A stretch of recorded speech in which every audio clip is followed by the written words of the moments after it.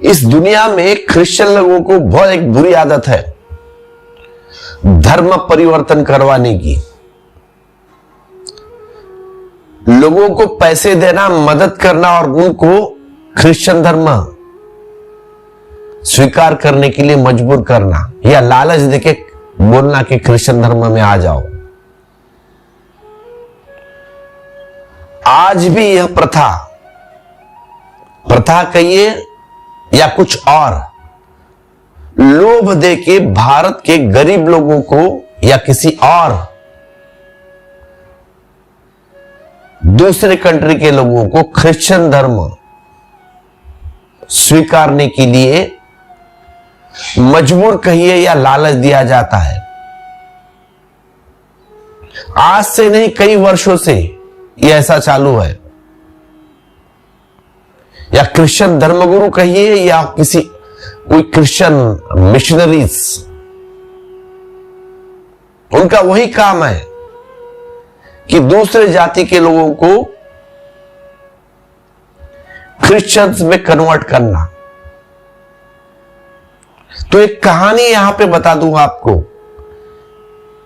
ऐसा ही एक क्रिश्चियन व्यक्ति एक जैन फकीर के पास जाता है। तो गया उस जैन फकीर के पास और कहा कि मैं यह बाइबल लाया हूं, मेरी जो आस्था है ये बाइबल में है। पूछा उस जैन फकीर से, क्या तुमने कभी बाइबल पढ़ी है? उस फकीर ने उत्तर दिया, नहीं, मैंने नहीं पढ़ी है। पढ़ने के लिए फुर्सत नहीं मिली। उस जैन फकीर ने कहा, अपने को ही पढ़ने के लिए सारी शक्ति मैंने लगा दी है आज तक, फिर ये बाइबल कहां से पढ़ूं? अब तुम लाए हो तो तुम ही पढ़कर सुना दो, मैं सुनने के लिए तैयार हूं। ये जो युवक आया है उस जैन फकीर के पास उसको ईसाई बनाने के लिए, अब ये युवक बड़ा प्रसन्न हो गया। उसने सरमन ऑन द माउंट, पर्वत प्रवचन के कुछ हिस्से पढ़कर सुना दिए उस जैन फकीर को।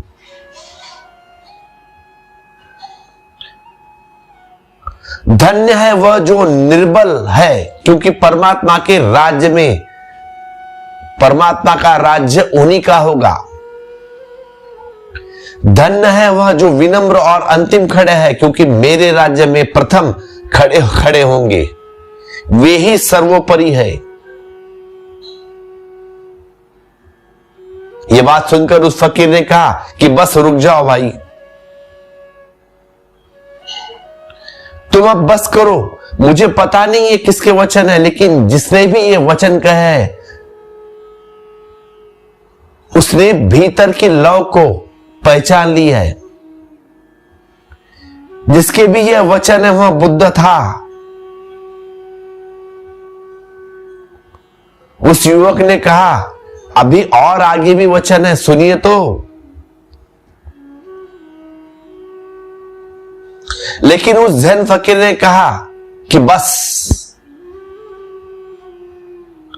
सागर की एक घूंट काफी है नमकीनपन को जान लेने के लिए। सागर की एक घूंट काफी है। किसी पानी का टेस्ट जानना है तो एक घूंट काफी है, पूरा ग्लास पीने की जरूरत नहीं।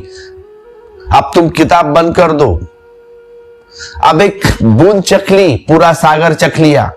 अब मुझे पता चला है पूरा पानी पीने की जरूरत नहीं। जिसके भी ये वचन है, यह आदमी बुद्धत्व को उपलब्ध, यह आदमी बुद्धत्व को प्राप्त हो चुका है, वह बुद्ध है।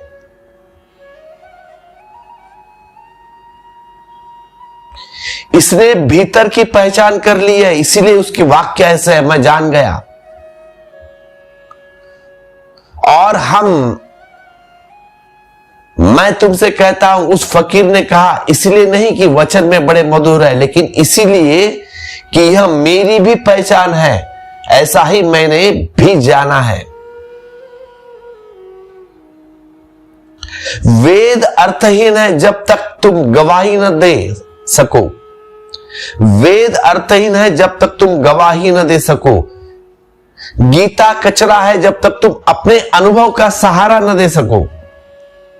तुम्हारे अनुभव के सहारे से ही गीता स्वर्ण प्रकट होगा।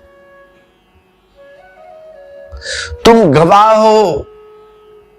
वेद, बाइबल, कुरान कुछ भी अर्थ नहीं रखते, तुम अर्थ डालोगे, लेकिन तुम अर्थ तभी डाल सकोगे जब तुम्हारी अपनी अनुभूति, तुम्हारी अपनी प्रज्ञा, तुम्हारी अपनी ज्योति जलेगी, प्रखरता में, तीव्रता में, त्वरा में।